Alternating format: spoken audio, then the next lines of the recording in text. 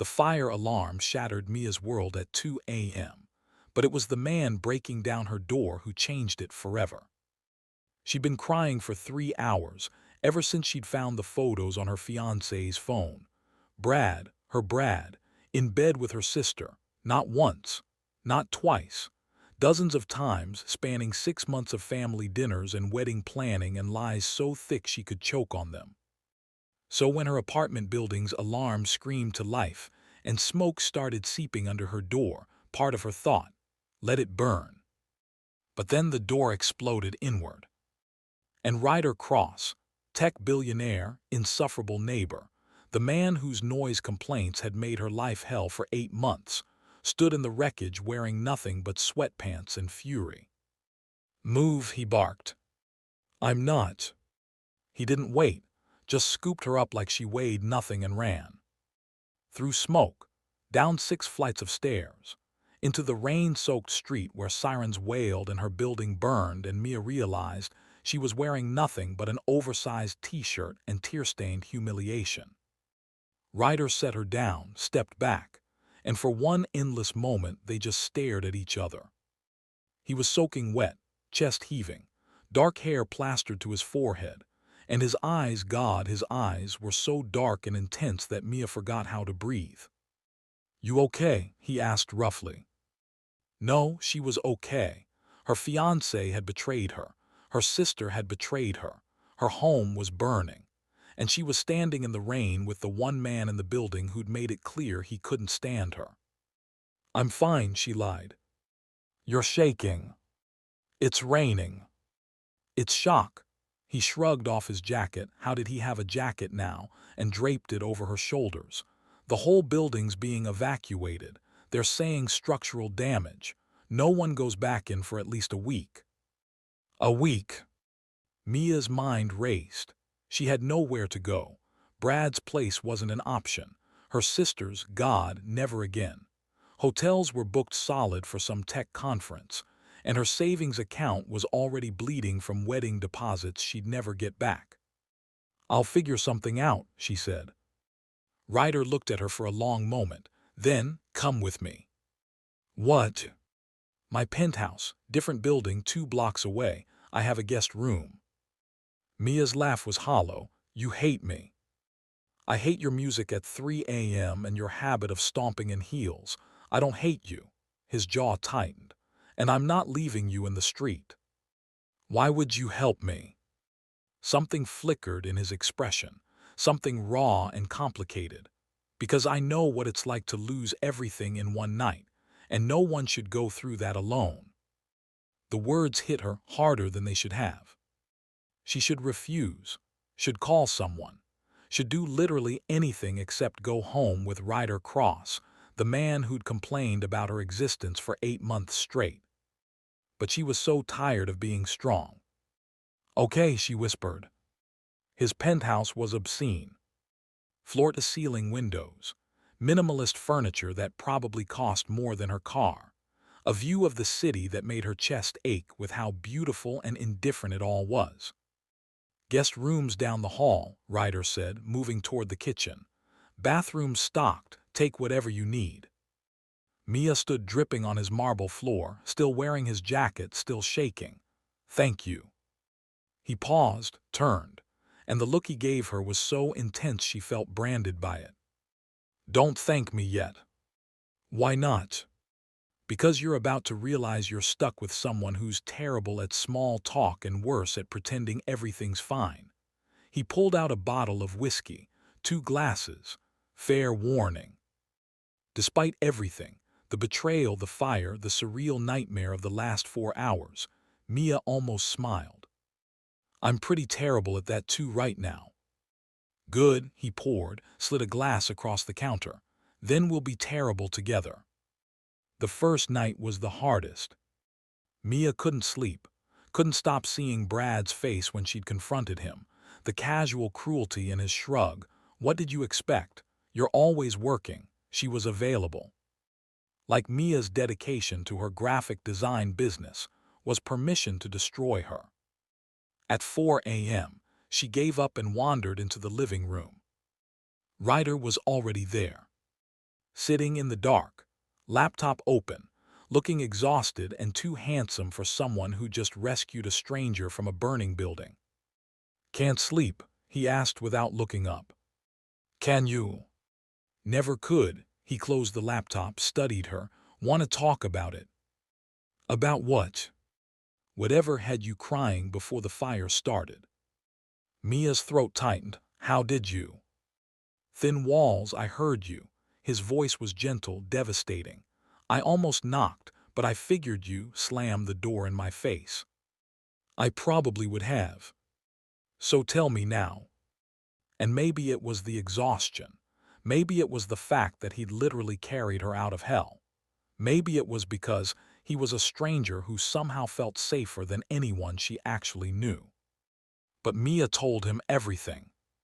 About Brad, about her sister Emily, about planning a wedding for a man who'd been planning his escape, about feeling so stupid and small and used. Ryder listened without interrupting, without platitudes or pity. When she finished, he said, "Your ex is an idiot.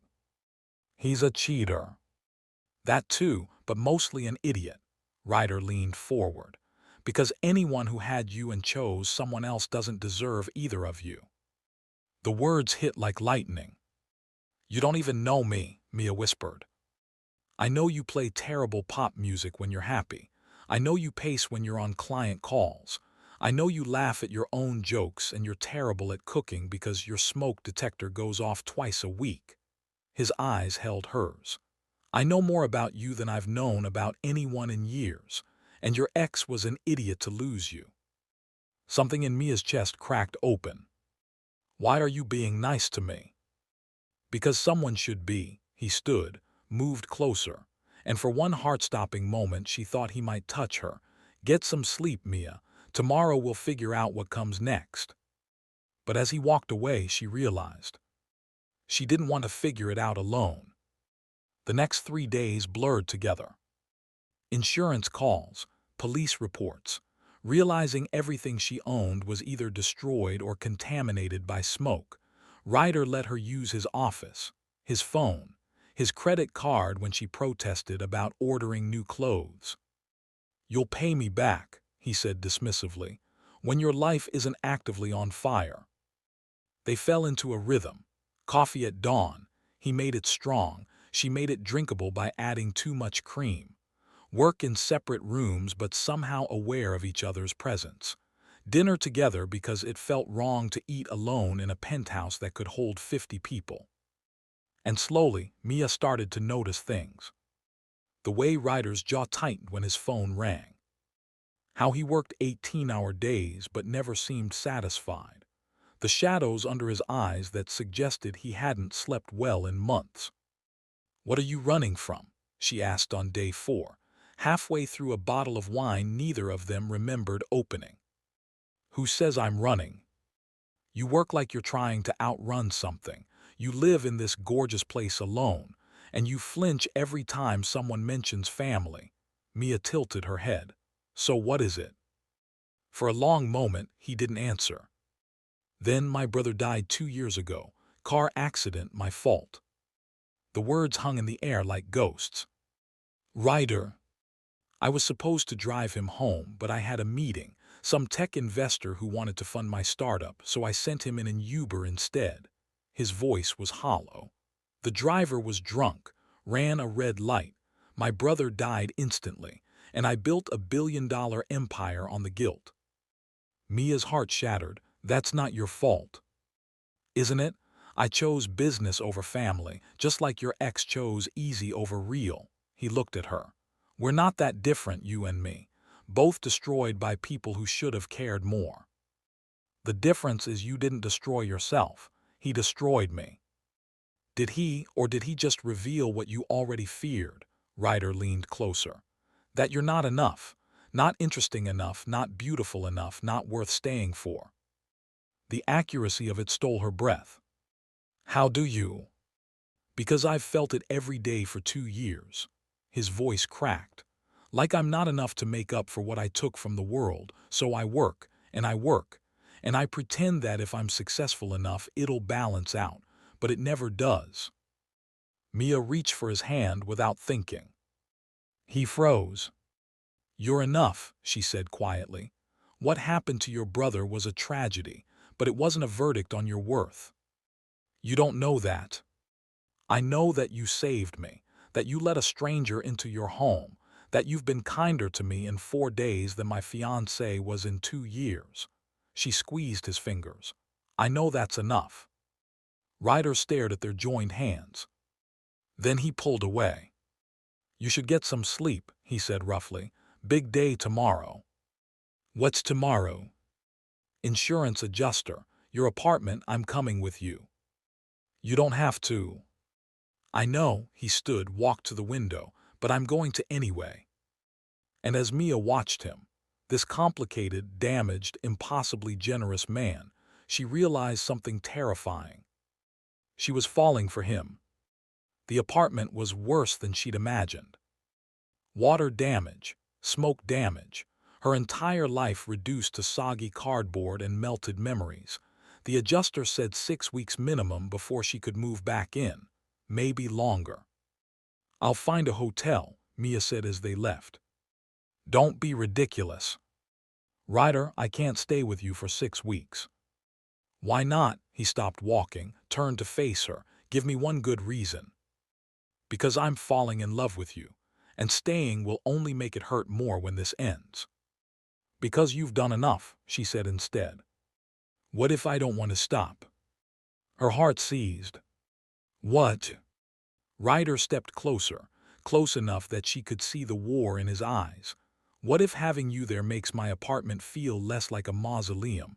What if I sleep better knowing you're down the hall? What if—" He stopped, jaw clenched. "What if I'm selfish enough to want you to stay?" Mia couldn't breathe. "You're not selfish." "I am, because I look at you and I see someone brave enough to rebuild, and I want that. I want to learn how to be brave again." His voice dropped. "Stay, please." She should say no. Should protect her heart. Should remember that she just escaped one relationship, and diving into another was insane. But when Ryder looked at her like that, like she was the answer to a question he'd been asking for years, Mia couldn't refuse. "Okay," she whispered, "I'll stay." Something shifted after that. They stopped pretending proximity was temporary, stopped maintaining careful distance, started existing in each other's spaces like they belonged there. Ryder worked from home more. Mia set up her design studio in his second office. They cooked together, badly, because neither of them had talent, and laughed when the smoke detector went off and agreed that takeout was underrated. They watched movies on his obscenely large TV, argued about music. He liked classical, she liked pop. They compromised on indie rock. Fell asleep on the couch and woke up tangled together and pretended it didn't mean anything. But it did. It meant everything. 2 weeks in, Brad called. Mia saw his name and her stomach dropped. "Don't answer," Ryder said from across the room. "I have to, the wedding vendors." "Can wait." But Mia answered anyway. "What do you want, Brad?" "I want to talk, explain." His voice was careful, calculated. "Emily told me what happened, the fire. I want to make sure you're okay." "Now you care." "I always cared, Mia. I made a mistake, a huge one, and I want to fix it." Her laugh was bitter. "You can't fix betrayal." "I can try if you let me." A pause. "I love you, I never stopped." The words should have meant something. They didn't. Because Mia had spent 2 weeks with someone who showed love through actions, not words, who saved her without asking for credit, who made her feel seen in ways Brad never had. "I don't love you anymore," she said quietly, "and I don't think I ever really did." She hung up, turned to find Ryder watching her, with an expression that made her chest ache. "You okay?" he asked. Yeah, she was. For the first time in months she actually was. "I'm done looking back." "Good," he crossed to her, stopped inches away. "Because I need to tell you something." Her pulse raced. "What?" "I'm falling in love with you." The world stopped. Ryder, I know the timing's terrible. I know you just got out of something awful. I know I'm probably the last thing you need right now. His hands framed her face. But I wake up every morning grateful you're here. I work less because I'd rather spend time with you. And when you smile, I forget that I'm supposed to feel guilty for being happy. Tears burned Mia's eyes. I'm falling for you too, she whispered, and it terrifies me. Why? Because what if you realize I'm not worth it? What if? He kissed her. Soft, devastating, like she was the answer to every question he'd ever asked. When they broke apart, his forehead pressed to hers. You're worth everything, he said, and I'm going to spend every day proving it. But before Mia could respond, his phone rang. The name on the screen made him go rigid. Who's that? Mia asked. My lawyer, he answered, listened, and his entire expression shuddered. I'll be right there. He hung up. What's wrong? My company. Someone's trying to hostile takeover. If I don't get to the office in the next hour, I lose everything. He grabbed his jacket. Stopped. I'm sorry, I have to. Go, Mia said. I'll be here when you get back. He kissed her, quick, hard, desperate. I love you. Then he was gone. And Mia stood alone in his penthouse, heart racing, mind spinning. I love you. He loved her. And she loved him. After everything, the betrayal, the fire, the forced proximity that had become chosen intimacy, she'd found someone who made her believe in love again. But 3 hours later, when Ryder still hadn't returned, her phone rang. Unknown number. Hello. Mia, the voice was cold, familiar. It's Emily. Her sister. Mia's blood turned to ice. What do you want? To warn you about Ryder Cross. I don't want to hear. He's using you. Emily's voice was sharp. The fire, he started it. The world tilted. That's insane. Is it? His company needed investors. Your building was owned by a development firm he wanted to acquire. What better way to force them to sell than create a crisis? A pause. Check the fire marshal's report. Electrical fire started in his unit. Convenient, isn't it? Mia's hands shook. You're lying. Am I? Ask yourself why a billionaire would let a stranger move in. Why he'd be so generous. Why he'd fall in love so fast. Emily's laugh was cruel. He needed proximity to control the narrative, and you gave it to him. The line went dead. And Mia stood there, heart shattering, mind racing. What if it was true? She found the fire marshal's report online. Electrical fire, origin, Unit 12B. Ryder's apartment. Her stomach dropped. No, it couldn't be. But the evidence was there, and Emily's words echoed. Why would a billionaire let a stranger move in? Unless it wasn't kindness. Unless it was strategy. Mia was still staring at the report when the door opened. Ryder walked in looking exhausted, victorious. I saved it, he said. The company, he stopped. What's wrong? Mia held up her phone. Did you start the fire? His face drained of color. Who told you that? Answer the question. For one terrible moment, he didn't. Then, yes. The word destroyed her. Get out, Mia whispered. Mia, let me explain. You used me. You let me think you saved me when really you just needed to control the situation. That's not true. Then why didn't you tell me? Her voice broke. Why let me fall for you when it was all a lie? It wasn't a lie. Ryder moved toward her. The fire, yes, it was electrical failure. My fault for ignoring the wiring issues. But I didn't plan it. I didn't use you. He stopped. I fell in love with you. That was real. How can I believe you? Because I'm telling you the truth now. Because I could have kept lying and you never would have known. Because, his voice cracked. Because I need you to know that everything we had was real. Mia wanted to believe him. God, she wanted to. But Emily's words echoed, and the evidence was damning. I need time, she said. How much time? I don't know. Ryder's jaw tightened. I'll give you whatever you need, but Mia, he looked at her with eyes that held nothing but raw, devastating honesty. I love you, that was never a lie.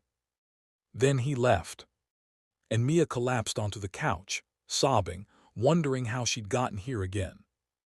3 days passed.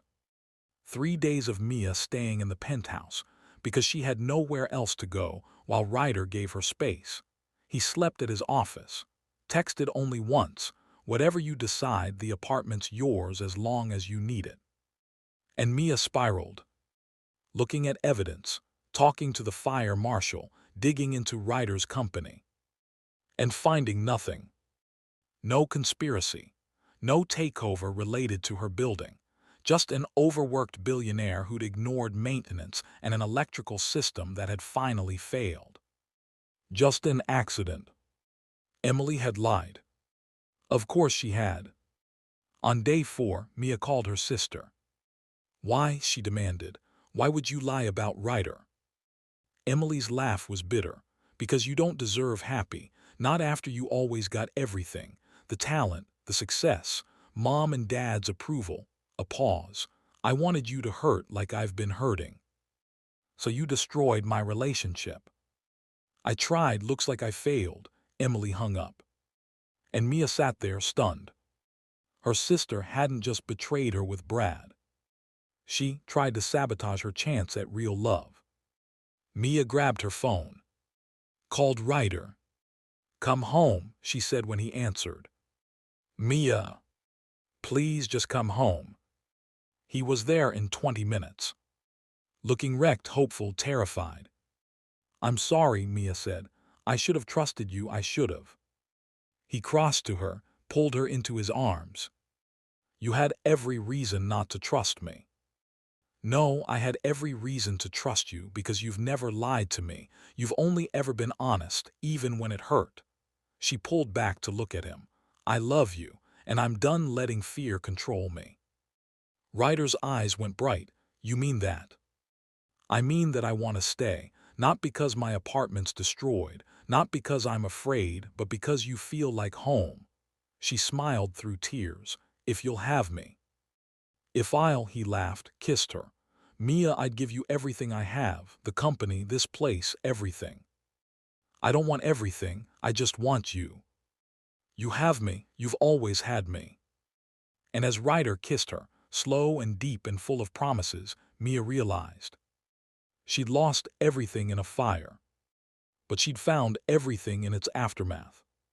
6 months later, Mia stood in a gallery showing her work, designs born from ashes, patterns that told stories of survival and love. Ryder stood beside her, hand on her back, proud smile. They moved her into the penthouse permanently, not out of necessity but choice. They'd weathered Brad's attempts at reconciliation, which failed spectacularly. They'd cut Emily out entirely. And they'd built something real. You know what I love most about this, Ryder said, looking at her designs. What? That you took the worst thing that ever happened and made it beautiful. Mia looked at him, this man who'd saved her in every way that mattered. We both did, she said. And as Ryder kissed her, surrounded by art and possibility and the life they were building together, Mia knew. Sometimes you have to burn down to rise up. Sometimes the worst betrayal leads to the greatest love. And sometimes forced proximity becomes chosen forever. This was theirs. And it was everything.